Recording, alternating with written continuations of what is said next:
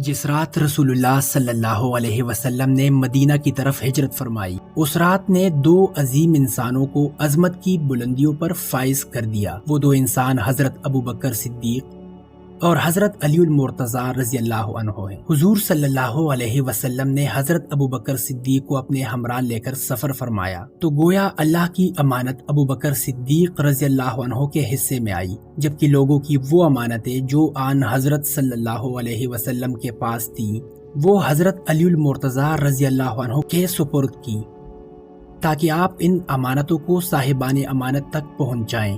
صبح کو مکہ میں ایک عجیب واقعہ پیش آیا۔ ہوا یوں کہ حنظلہ بن ابی سفیان نے عمیر بن وائل ثقفی کو بلایا اور اس سے کہا کہ علی ابن ابی طالب کے پاس جاؤ، اس سے 80 مسقال کے سونے کے دعویٰ کرو، کیونکہ میں نے مسقال سونا محمد صلی اللہ علیہ وسلم کے پاس بطور امانت رکھا ہوا تھا۔ حضرت محمد صلی اللہ علیہ وسلم مدینہ کی طرف کوچ کر گئے ہیں اور علی رضی اللہ عنہ ان کے وکیل ہیں۔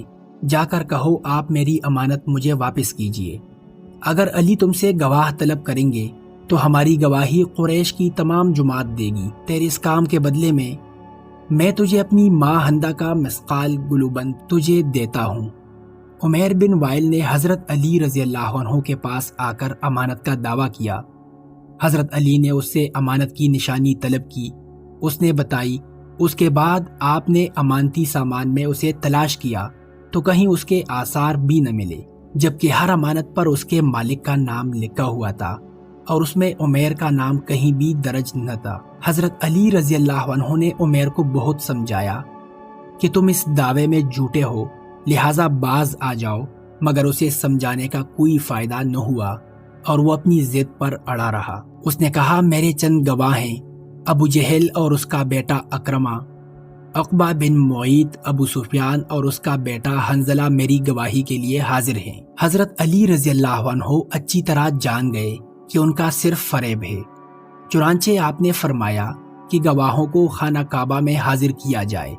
پھر آپ نے عمیر کو ایسی جگہ طلب کیا کہ گواہ عمیر کی بات نہ سن سکیں۔ آپ رضی اللہ عنہ نے فرمایا برادر ثقیف، بتائیے یہ امانت آپ نے دن کے کس وقت رسول اللہ صلی اللہ علیہ وسلم کے سپرد کی تھی؟ اس نے کہا دوپہر کے وقت رسول خدا نے میرے ہاتھ سے لی تھی اور اپنے غلام کے حوالے کی تھی۔ اس کے بعد آپ رضی اللہ عنہ نے ابو جہل کو طلب کیا، لیکن اس نے گواہی دینے سے انکار کر دیا اور کہا مجھ پر گواہی دینا کوئی فرض تو نہیں ہے۔ پھر آپ نے ابو سفیان کو بلایا اور اس سے یہی سوال کیا۔ ابو سفیان نے کہا غروب آفتاب کے وقت محمد صلی اللہ علیہ وسلم کے حوالے کی اور آپ صلی اللہ علیہ وسلم نے اپنی جیب میں ڈالی۔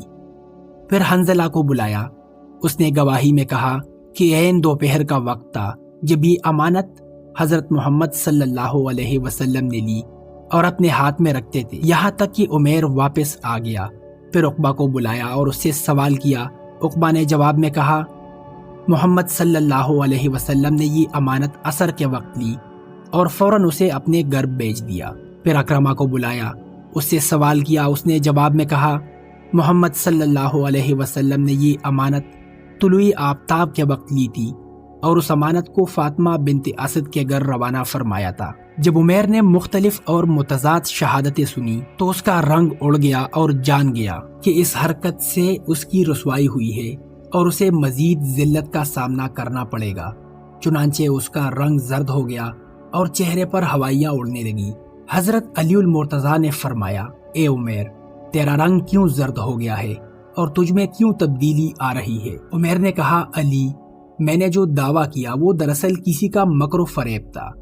اب میں اصل بات بتاتا ہوں، میں رسوا نہیں ہونا چاہتا۔ مجھے اس محترم گھر بیت اللہ شریف کی قسم کہ میری محمد صلی اللہ علیہ وسلم کے پاس کوئی امانت نہیں تھی۔ اصل میں حنظلہ بن ابی سفیان نے مجھے لالچ دیا اور ابو سفیان نے مجھے اس کے بدلے میں دینار اور ہندہ کا گلوبند جس پر اس کا نام ہندہ نقش ہے بطور رشوت دیے ہیں۔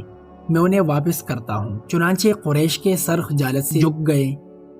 اس وقت علی المرتضیٰ نے فرمایا وہ تلوار لائی جائے جو گوشے خانہ میں موجود ہے۔ چنانچہ آپ رضی اللہ عنہ نے وہ تلوار لی اور ابو سفیان کے سامنے رکھی اور فرمایا کہ اس تلوار کو پہچانتے ہو؟ ابو سفیان اور اس گروہ نے کہا ہاں یہ تلوار حنظلہ کی ہے، یہ وہ تلوار ہے جو چوری ہو چکی ہے۔ حضرت نے فرمایا ہاں یہ تلوار حنظلہ کی ہے، لیکن اسے کسی نے چرایا نہیں ہے، بعید ہے کہ تمہارا مکر و فریب مجھ پر کارگر ہو۔ اس وقت آپ رضی اللہ عنہ نے فرمایا اگر تو سچ کہتا ہے تو بتاؤ تمہارا غلام محل اسود کہاں ہے؟ ابو سفیان نے کہا کسی کام کے لیے طائف گیا ہوا ہے۔ حضرت نے فرمایا تجھ پر افسوس ہے، اس کے بعد تو نے اسے دیکھا ہے؟ اگر تو سچا ہے تو اسے حاضر کر۔ ابو سفیان خاموش اور پریشان ہو گیا۔ اس کے بعد آپ رضی اللہ عنہ نے سرداران قریش کے 10 غلاموں کو حکم دیا کہ ابو سفیان کے ساتھ جائیں اور زمین کے فلاں ٹکڑے پر گڑا کو دیں، حسبو محلے کو باہر لائیں، خانہ کعبہ کے ساتھ لٹکائیں۔ لوگ اکٹھے ہو گئے اور اس قتل کے سبب کا سوال کرنے لگے۔ حضرت علی رضی اللہ عنہ نے فرمایا حنظلہ اور ابو سفیان نے اسے رشوت دی تھی اور اس سے کہا کہ اگر تو علی کو قتل کر دے گا تو ہم تجھے آزاد کر دیں گے۔ وہ اس پر آمادہ ہو گیا۔ حنظلہ نے اس کو تلوار دی، وہ اندھیرے میں چھپ کر بیٹھ گیا تاکہ مجھے قتل کرے۔